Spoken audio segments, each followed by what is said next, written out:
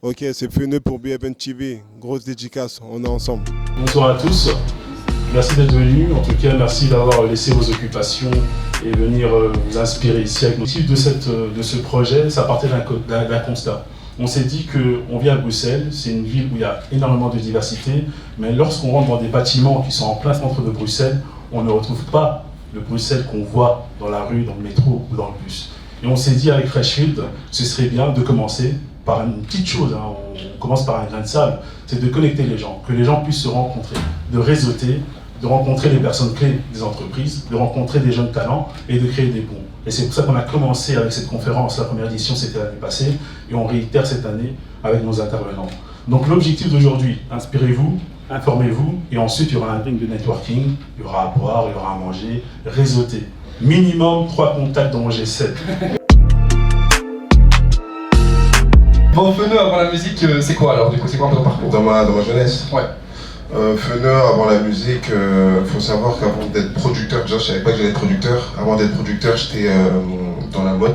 J'avais créé une marque de vêtements en 2018 qui s'appelait Get l'Ascension, où je me concentrais vraiment sur ça, Get l'Ascension, en traduisant c'est Get ma réussite, où je vendais des t-shirts un peu dans toute la France. Je me baladais avec ma petite Citroën et je vendais des t-shirts, je vendais des t-shirts. Et ça a tellement pris d'ampleur que c'est là que j'ai commencé à me lancer dans la musique. Il faut savoir que quand je donnais des t-shirts, c'était plus aux rappeurs. Je partais les voir sur rappeurs, influenceurs, qui mettaient beaucoup de vues, vu que quand les personnes... Les vues, ils répondaient pas quoi. Ils répondaient pas, ils voyaient, ils répondaient pas, ça les intéressait pas. Du coup, je faisais beaucoup de forceurs, je regardais les stories où ils étaient et je partais les voir. Okay. Et je donnais mes t-shirts, Et au fur et à mesure, j'ai commencé à me faire un nom. J'ai forcé avec eux, j'ai commencé à me faire un nom et dès que je les voyais, ils faisaient des photos avec mes t-shirts. Donc quand moi je postais, les gens pensaient que j'étais quelqu'un, les gens pensaient que la marque c'est un truc de ouf. Il faut savoir que les influenceurs ou les rappeurs, si un l'a fait, l'autre va le faire. Et c'est au fur et à mesure comme ça que j'ai commencé à manipuler les gens. Et j'ai vraiment été quelqu'un. Désolé. J'ai vraiment manipulé les gens qui m'ont vu partout. Et après j'ai vu petit à petit, il y avait beaucoup d'artistes qui disaient Get l'Ascension dans leur musique, mais personne ne savait que c'était moi. Et c'est à ce moment-là que je dis c'est pas juste. Tu vois, comment vous m'avoir comme ça et moi j'ai rien, tu vois. Donc c'est à ce moment-là où j'ai vraiment décidé de me mettre en avant pour pas qu'on me vole ma victoire. Parce qu'aujourd'hui on fait le buzz sur TikTok. Comment on fait le buzz sur TikTok, tout dépend. Déjà il faut faire un bon son, il faut trouver une phrase qui captive, une phrase qui parle à tous, une phrase où les gens peuvent mettre leur situation à eux dedans, tu vois ce que je veux dire. Et des fois ça va, des fois tu vas prendre, en fait il faut pas faire des sons pour TikTok. Tu vois ce que je veux dire, c'est ça, les rappeurs ils ont du mal à comprendre ça. Eux ils vont faire des sons, ils vont rentrer au studio, ah ça va bien marcher sur TikTok. En fait tu sais pas, tu vois, tu sais vraiment pas, ça te prend comme la magie de TikTok. Tu peux dire n'importe quelle phrase dedans, si ça prend pas, ça prend pas. Mais il suffit d'une personne influente, tu vois, après il faut payer des... Ah ok, il y a la collaboration. Quand même, mais ça vient après. Mais pour maintenir ton buzz, il faut vraiment payer des gens qui sont influents sur TikTok. Eux, ils font des trends. Et comme je vous ai dit tout à l'heure, les influenceurs, les rappeurs, c'est un peu des moutons. Ah, elle a fait une trend comme ça, je fais une trend comme ça, et je fais une trend comme ça, et je fais une idée comme ça. Tu payes 2-3 qui sont influents, tout le reste va suivre. Ça paraît si simple en tout cas quand tu l'expliques. C'est compliqué. c'est compliqué parce que des fois quand ça marche pas, t'as pas de plan B. Tu vois ce que je veux dire? Après moi j'avais toujours un plan B, mais des fois il y a des influenceurs, vous savez, il y a des influenceurs, ils ont 900K, ils vont mettre un truc, ça va pas prendre. C'est des fois ils ont beaucoup de followers morts.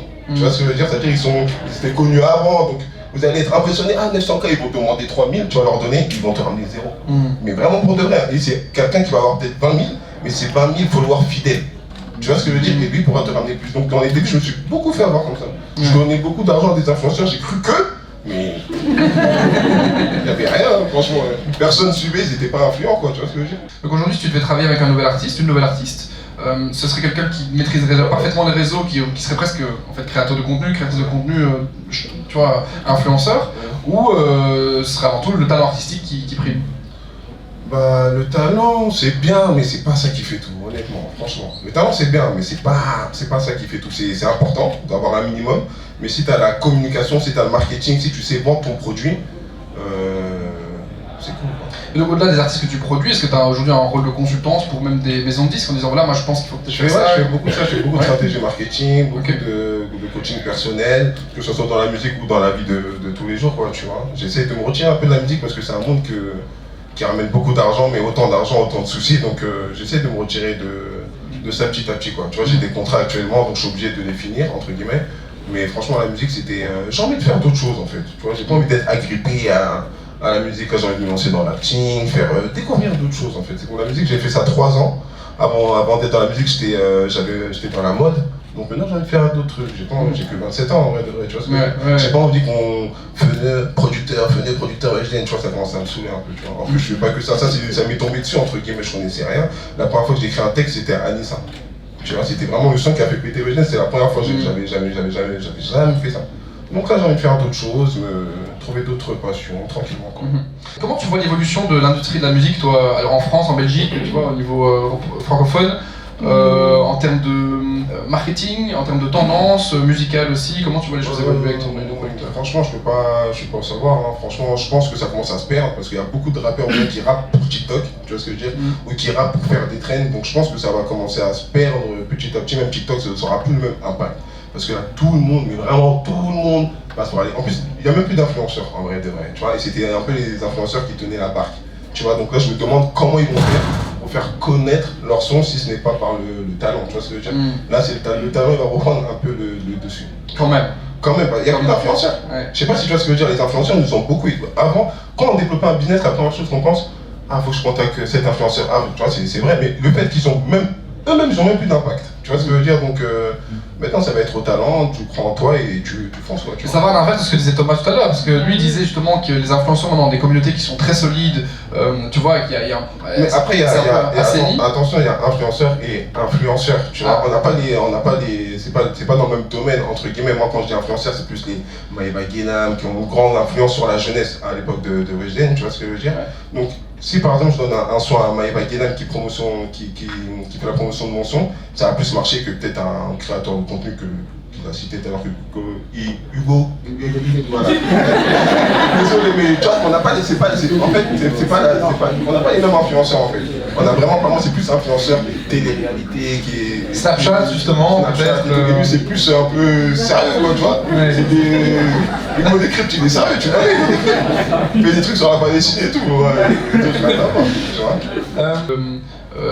Enfin, tu vois, une fois que tu viens de Weshden et que tu as connu un peu le maximum, je pense, en termes de buzz, il n'y a pas un peu ce truc de one hit wonder, mais du côté producteur, tu vois, bon, en fait, tu as réussi une fois, est-ce que tu arriveras à confirmer derrière, quoi. Tu as un peu ce stress là maintenant? Non, moi, je suis chaud de ouf, hein.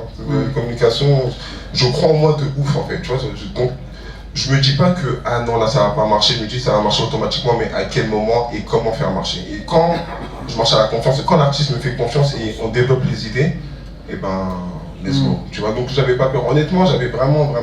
En plus, Pendo, il a un talent, il a une belle gueule, donc je sais qu'il faut jouer sur sa beauté, je sais que si, je sais que ça, tu vois, donc on s'assoit, on discute, sinon je n'aurais pas signé. Un truc où je suis pas sûr, je vais pas y aller. Tu vois. Si là je vais avec toi, c'est que je suis sûr que tu peux réussir. Ouais, tu travailles encore avec elle maintenant aujourd'hui? Ouais, bien sûr. Moi, je suis toujours son producteur de loin, entre guillemets. Donc elle est toujours sous mon label, mais on se voit plus comme on se voyait dans la vie de tous les jours. Du coup là, je vais plus au studio, j'ai plus envie d'écrire parce que je me suis retiré un peu de la musique. J'ai pris beaucoup de recul sur ça. Bon, je propose qu'on passe ici aux questions du public directement, et évidemment on pourra continuer la discussion tout à l'heure. Il y a un bras qui se lève là. Sur les réseaux sociaux, tu parles beaucoup de bien-être. Ouais. Et comment vous faites aujourd'hui pour que la nouvelle génération ne se mette pas trop de pression avec justement tout ce qui est réseaux sociaux, visibilité, etc. T'as entendu? Non. Donc comment tu fais pour que aujourd'hui la nouvelle génération ne se mette pas trop de pression avec justement les réseaux sociaux, etc., mais fasse bien attention à son bien-être aussi, quoi? Ah, c'est compliqué. Une fois que tu es sur les réseaux sociaux, c'est chacun pour soi, Dieu pour tous. parce que les gens, ils sont, je te jure, les réseaux sociaux, les gens, ils sont dans un autre monde en fait. C'est vraiment un monde virtuel, donc tu peux pas. Une fois que tu m'impliques dans les réseaux sociaux, faut vraiment assumer. Donc c'est pas sur les réseaux sociaux que les gens vont t'adorer, c'est pas là-bas où tu vas. Non, faut que tu sois prêt à la guerre en fait. Quand tu m'appuies sur les réseaux sociaux, faut que tu sois prêt à la guerre. T'as beau faire du bien, t'as beau faire du mal, les gens ils s'en foutent. Hein. En fonction de diplôme marketing en communication. Ah ouais, comme j'ai dit, c'est vraiment depuis que je suis tout petit, je suis un accro des réseaux sociaux, donc j'ai pas vraiment eu besoin. Depuis 13 ans, je suis sur Facebook, je suis sur Twitter, donc j'ai appris sur le tas, tu vois. Moi, ma phrase préférée que j'aime dire, c'est la clé, c'est de commencer avant d'être prêt. Même si tu connais pas, tu fonces, quoi, tu vois. Donc ouais, j'ai pas eu le temps de faire des grandes études, parce qu'il faut savoir qu'à l'âge de 17 ans, je suis parti en prison. J'ai arrêté l'école en seconde, juste après le collège, j'ai fait une année au lycée, après je suis parti en prison. Donc j'ai pas eu le temps vraiment de me concentrer à fond sur l'école. Et comme je t'ai dit, effectivement, j'ai pas confiance en moi, mais Feneux a confiance en lui. Dans la vie de tous les jours, je suis pas Feneux, tu vois, mon vrai prénom c'est Dadou. Le Dadou, il va être très timide, mais le Feneux, il va être un peu, tu vois, sur de lui, il est un peu arrogant. Donc c'est pour ça que c'est un personnage que je me mets pour pas montrer mon manque de confiance en moi. Tu vois ce que je veux dire? Et surtout dans ce milieu-là, faut pas montrer que tu es timide, faut pas montrer que tu n'as pas confiance en toi. Donc faut que tu envoies que de l'assurance, que des bonnes vibes, quoi. Avec diplôme en fonction de Diplôme de marketing ou en communication. Ah ouais, comme j'ai dit, bah c'est vraiment depuis que je suis tout petit, je suis un accro des réseaux sociaux, donc j'ai pas vraiment eu besoin. Depuis 13 ans, je suis sur Facebook, je suis sur Twitter, donc j'ai appris sur le tas, tu vois. Moi, ma phrase préférée que j'aime dire, c'est la clé, c'est de commencer avant d'être prêt. Même si tu connais pas, tu fonces, quoi, tu vois. Donc ouais, j'ai pas eu le temps de faire des grandes études, parce qu'il faut savoir qu'à l'âge de 17 ans, je suis parti en prison. J'ai arrêté l'école en seconde, juste après le collège, j'ai fait une année au lycée, après je suis parti en prison. Donc j'ai pas eu le temps vraiment de me concentrer à fond sur l'école. Et comme je t'ai dit, effectivement, j'ai pas confiance en moi, mais Feneux a confiance en lui. Dans la vie de tous les jours, je suis pas Feneux, tu vois, mon vrai prénom c'est Dadou. Le Dadou, il va être très timide, mais le Feneux, il va être un peu, tu vois, sur de lui, il est un peu arrogant. Donc c'est pour ça que c'est un personnage que je me mets pour pas montrer mon manque de confiance en moi. Tu vois ce que je veux dire? Et surtout dans ce milieu-là, faut pas montrer que tu es timide, faut pas montrer que tu n'as pas confiance en toi. Donc faut que tu envoies que de l'assurance, que des bonnes vibes, quoi. Donc voilà. Allez-y. Bonsoir. Moi je connais rien des réseaux sociaux, Ouais. mais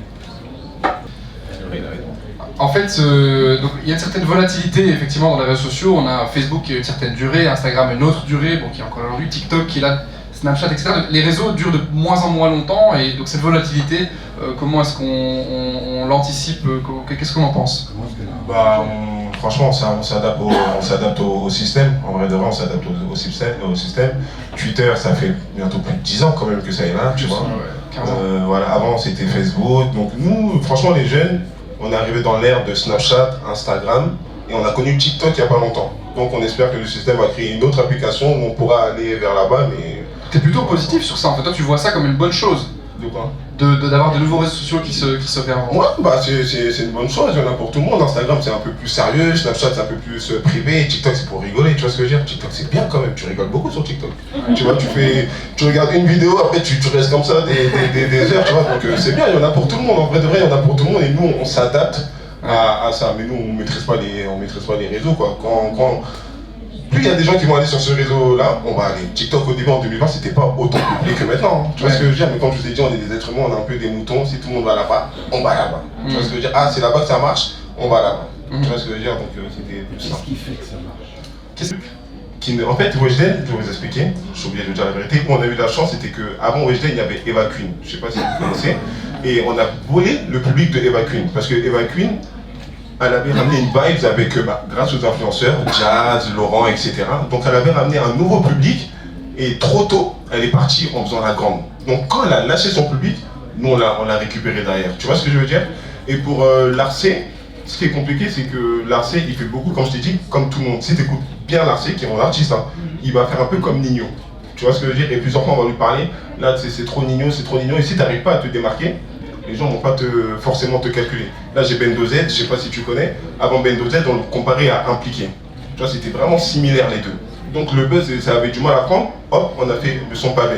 Impliqué, il a jamais chanté comme ça, tu comprends? Impliqué, il avait jamais fait un single de platine, de diamant. Donc, il est passé de, le copieur d'Impliqué à devant lui, tu comprends? Donc l'erreur principale, c'est de ne pas faire comme les autres, et pour s'approcher d'un artiste, ça c'était où? Si tu as envie de continuer à suivre Weshden, c'est toi, et si tu as envie de continuer à suivre Larcé, c'est toi, mais il n'y a pas de technique précise à part d'être actif. Weshden, même si elle fait plus de musique, elle est active. Elle va mettre une photo une fois par semaine, soit elle va mettre une photo, elle met ses atouts en avant, soit elle va faire parler d'elle parce qu'elle va se mettre trop bon. Je sais pas si tu vois ce que je veux dire. En fait, elle maintient son buzz, on appelle ça vraiment maintenir son buzz. Ok, alors c'est qui va dire, moi je disparais. Tu vois, ça veut dire c'est chacun décide. Mais si vraiment tu continues à parler toi, une actu par mois, ça fait pas de mal, tu vois. Que ce soit un bad buzz ou un bon buzz, au moins on parle de toi, ça. Si tu as envie de rester au-devant de la scène, bien sûr. Donc voilà. Encore une autre question, Excusez-moi de la question, mais faut-il être exotique aujourd'hui pour fonctionner? Faut-il être exotique pour fonctionner? Dans quel sens? Non, Et parce noir, que noir. j'ai vu Celle celle que vous avez citée. Weshden. C'est pas. Non, justement, donc je pense pas qu'il faut être exotique pour réussir. Non, en vrai, non, je sais même pas comment on a. En réalité, il y a de tout dans le... Bien sûr, il y a de tout, et je pense même que ceux qui ne sont pas exotiques peuvent encore mieux réussir, franchement, pour de vrai. On voit un Orelsan ou un Nekfeu parce qu'il y a réussir et réussir, tu vois. Tu vois un Jul ou un Orelsan ou un... Il y a réussir, tu vois, il y a le vrai réussir, et ils rentrent dans des endroits où les rappeurs exotiques ne rentrent pas. Par exemple, les victoires de la musique, on va pas voir un Nino, or que c'est lui qui vend plus qu'un Orelsan, tu vois. Donc être blanc, entre guillemets, si je veux dire ça comme ça a plus d'avantages dans ce domaine-là. Tu vois, pas en termes de vente, pas en termes d'écoute, mais Orelsan, il va rentrer sur énergie, tu vois, et Nino va rentrer sur Skyrock. Or qu'il faut savoir que Skyrock, c'est 3 millions d'auditeurs par mois, énergie, c'est 12 millions. Ça n'a rien à voir, tu vois. Donc il y a des avantages quand t'es pas exotique, et quand t'es exotique, il y a des inconvénients. Le secret de la réussite. Ça c'est payant quand même. Le secret de la réussite, honnêtement, c'est... franchement, je dirais de commencer avant d'être prêt, avoir la dalle pour de vrai, la vraie dalle, tu vois ce que je veux dire, et ne pas avoir peur des critiques. Il faut que tu te lèves le matin. Tous les matins, tu te lèves et tu dis tu vas réussir. C'est nous, en tant que croyants, on a le pouvoir de la langue. Tu vois ce que je veux dire? Si tu dis ça, ça va se passer. Vraiment, tu vois. Tu te lèves le matin, je suis le meilleur, je vais réussir, je lâche pas. Et au fur et à mesure, il faut prier aussi, tu vois. Et au fur et à mesure, et ben, c'est ça la clé. La prière, la discipline et la confiance en soi. Franchement, la confiance en soi, il n'y a pas de mieux, tu ne te compares pas, tu ne regardes pas ce que les gens vont dire de toi. C'est avoir confiance en soi, c'est une dinguerie. Hein. C'est pas tout le monde qui a moi, j'ai eu confiance en moi, dites-vous, que cette année, pour de vrai, entre guillemets, tu vois ce que je veux dire. Mais avant, je n'avais pas confiance en moi. Ça veut dire, quand je postais, je regardais, il y avait combien de likes, je regardais, il y avait combien de commentaires. S'il y a 10 commentaires, je supprime la photo. Alors qu'en vrai, je mets ça pour moi, il faut que j'ai confiance en moi, je m'en fous, peut-être la personne n'a pas commenté, et peut-être la personne, elle aime bien, tu vois. Avant, je faisais trop des choses pour les gens. Alors que si je veux réussir, il faut que je pense qu'à moi, et il faut pas que mes valeurs, elles changent. Tu comprends? Donc voilà. Bonsoir. Je viens de Paris également. Ouais. Je ne sais pas si vous constatez le même phénomène ici en Belgique, mais on a pas mal d'influenceurs qui, à un moment donné, dès qu'ils atteignent une certaine notoriété, s'en vont vers d'autres cieux, Dubaï notamment. Ouais. Je ne sais pas, peut-être d'un point de vue fiscal, droit fiscal, il y a un système beaucoup plus attractif qu'à Paris. Ouais. On a vu à un moment donné, toi-même, tu avais eu cette fondation Dubaïote, tu es parti et tu es revenu. Ouais. Je voulais savoir, du coup, si tu étais revenu à Paris, est-ce que c'est parce que le système Dubaïote, d'un point de vue juridique, n'est pas si attractif que ça par rapport au droit en France, ouais, ou c'est d'autres raisons qui t'ont fait revenir à Paris? Moi j'ai fait merci pour la question déjà. Moi j'ai fait un test à Dubaï effectivement parce qu'il faut savoir qu'en France, je sais pas si c'est le même système en Belgique, mais les impôts c'est un truc de ouf. C'est vraiment en France, les impôts c'est vraiment un truc de ouf. Ils te prennent des pourcentages, mais tu t'y retrouves pas en fait, pour de vrai, tu vois. Donc j'ai été tenté de partir à Dubaï, mais une fois arrivé à Dubaï, je suis pas chez moi en vrai. En vrai, de vrai, quand tu arrives à Dubaï, c'est beau, c'est sécurisé, rien à dire. Mais tu n'es pas chez toi. Ça veut dire même les Émirats, ils te font comprendre, c'est compliqué pour faire les dossiers. Ça te vend du rêve. Bien, l'appartement est 100 000 euros, nanani, nanana, mais une fois que tu mets les 100 000, il faut faire ces papiers-là, il faut attendre un mois, il faut ci, il faut ça, il faut ça. Et tu te retrouves, en fait, c'est trop compliqué. De 1, et de 2, c'est trop cher. Même si tu as les moyens, c'est trop cher. Tu comprends ce que je veux dire? C'est pas parce que tu es riche que tu dois vivre comme un riche. Tranquille, tu sais, aujourd'hui tu es riche, tu sais pas demain ce que tu peux être. Donc moi je suis resté 3 mois là-bas, j'ai vu tout ce que ça m'a coûté. Puis voilà, je dis tranquille, reviens en France. Dès que je suis revenu en France, je me suis refait un tout petit peu et je suis parti développer mon pays qui est la Côte d'Ivoire. C'est mieux. Alors que je vais pas rester à Dubaï. Voilà.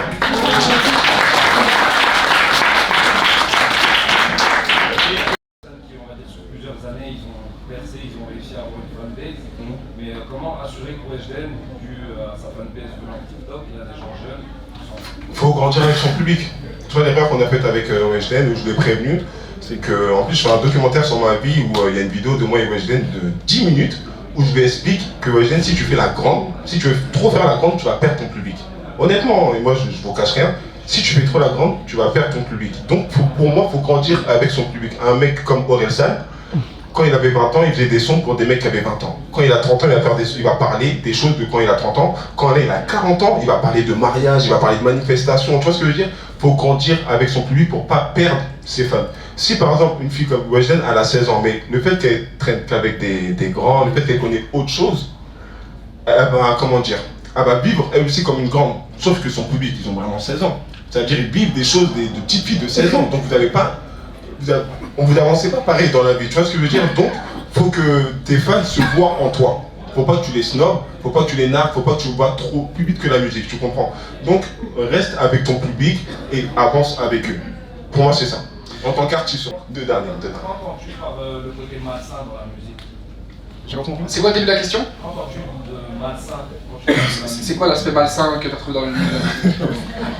Franchement, c'est en privé, je veux dire en privé, mais c'est vraiment noir, c'est vraiment les gens ils sont prêts à faire du mal, ils sont jaloux, ils sont prêts à faire des choses. Ils sont fous en fait, les gens. Franchement, ils sont vraiment fous quand tu commences à avoir de l'argent. Soit ça va venir te braquer, te cambrioler. Quand tu commences à réussir, ça peut aller dans les maisons de disques pour gâter ton prénom. Les gens, en fait, les gens, c'est vraiment des businessmen. Ils sont là pour l'argent. Et comme moi, j'étais venu avec mon cœur en mode nier, je savais pas que les gens pouvaient faire des coups bas comme ça. Par exemple, quand je me suis fait prendre Dinor, j'étais avec lui dans la vie tous les jours. Je suis parti vite fait à Dubaï. Je reviens de Dubaï, il est chez Sobi. Tu vois ce que je veux dire? Les gens s'en foutent en fait. Les gens ils sont là pour leur argent, c'est l'argent qui contrôle. Donc Dubaï, mauvaise idée dans tous les cas. Ouais, mauvaise idée. Une fois que tu mets de l'argent, en fait, eux c'est l'argent qui les anime. Tu comprends? Ils font ça pour l'argent. Eux ils s'en foutent que t'es gentil, beau. L'argent. Tu vois ce que je veux dire? Tu peux être beau. Si la moche elle me propose 20 000 €, ils vont prendre la moche par exemple. Tu vois ce que je veux dire? Eux ils s'en foutent. Donc c'est des valeurs qui ne reflètent pas les miennes. Donc j'ai décidé de me retirer. Je savais que depuis le début c'était pas bon, hein, je vais pas faire menteur. Je savais que c'était pas bon.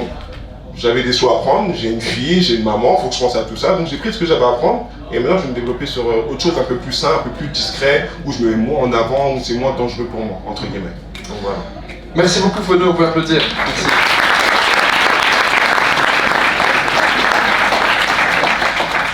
Mes impressions, franchement, c'était super propre. Les gens, ils étaient ouverts. J'ai reçu beaucoup de questions. Les gens, ils étaient bienveillants et j'ai passé un super bon moment, honnêtement. Oui, il y a des conférences qui vont se faire à Bordeaux et à Paris dans pas longtemps là. Je ne vais pas encore donner les dates vu que c'est pas encore bien organisé, mais voilà, ça va être ça les prochaines étapes. Là, franchement, je suis juste un intervenant sur la motivation. Je fais un peu de stratégie marketing, communication pour certaines entreprises et je suis un entrepreneur, tu vois. Donc ça bouge pas. C'est quand j'ai pris l'argent que je me suis rangé. Non, parce que si on regarde bien, depuis 2018, dans mes interviews, je disais la même chose. Mon discours n'a pas vraiment changé, donc non. Dans les commentaires, il y a un peu de tout, donc c'est rien ça. De rien lâcher. De rien lâcher et de commencer avant d'être prêt, de se lancer. Quand ils pensent que c'est le moment, lancez-vous directement. N'hésitez pas en tout cas.